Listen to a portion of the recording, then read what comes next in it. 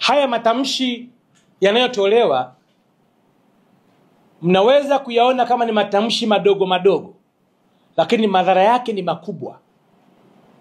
Nchi yetu hii imekuwa katika historia ya umoja, mshikamano bila kujali itikadi za kidini.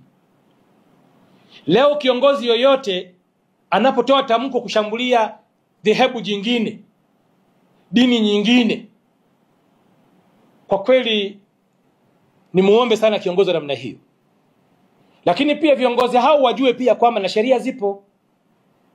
Wajue kwamba matamshi ya uchochezi, hata uwe shehe, hata uwe padri, hata uwe mchungaji, vyombo vikijiridhisha na uchunguzi kwamba matamshi hayo ni hatarishi, utashughulikiwa. Hapo ndo mtaanza kusema polisi wanaingilia mambo yetu ya dini. Lakini ni vizuri uhuru wa kuabudu uliomo kwenye katiba yetu utumike vizuri kujenga nchi, ya siku bomoa nchi. Msimamo wangu kama Mwesigwa, ninapingana na ninapinga matamshi yote yaliyotolewa na viongozi wa dini zote ya kuonesha kwamba dini fulani haijaridhika au dhehebu fulani linaweza kuwa chachu ya kusababisha movement fulani kwenye nchi yetu. Si nzuri kabisa, na haifai, na sote tuikemee. Na nadhani waandishi wa habari pia, mimi nilikuwa kazi waandishi wa habari, kama kuna eneo pia la kusemea na kukemea ni hilo. Unapoona watu wanaacha vyama vyao wanaanza kuhamia kwenye dini, kesho watahamia na kwenye makabila yao, kitu ambacho ni hatari.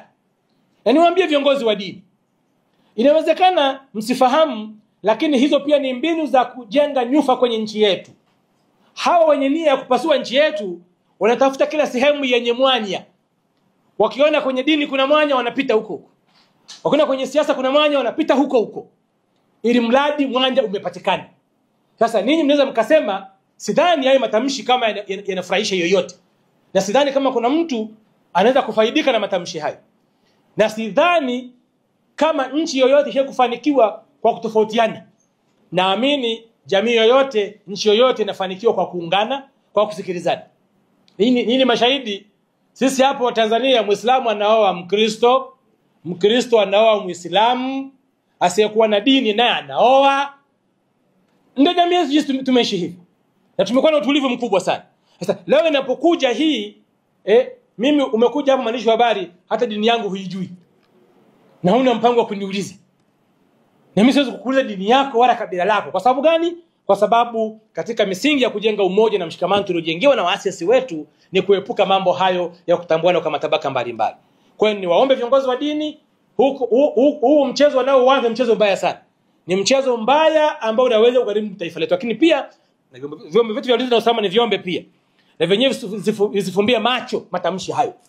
Ni vizuri kwa maoni yangu watu wakaitwa na wakahojiwa wanamaanisha nini katika hayo, bila kujali nafasi yao katika dini, kwa sababu nchi hii ni bora kuliko kila mtu aliyoko hapa. Amani yetu, mshikamano wetu sisi ni mkubwa na thamani kuliko kiongozi wa dini yoyote. Kwa ni vizuri hata vyombo navyo ni vishauri, visione kwamba wala visitishika au kuogopa kwamba shehe fulani kaongea, sisi tukimshika tukimhoji itakuwa hivi, au padri kaongea askofu. No, hatua zichukuliwe equally, similar, bila ubaguzi, bila uonevu, bila chochote.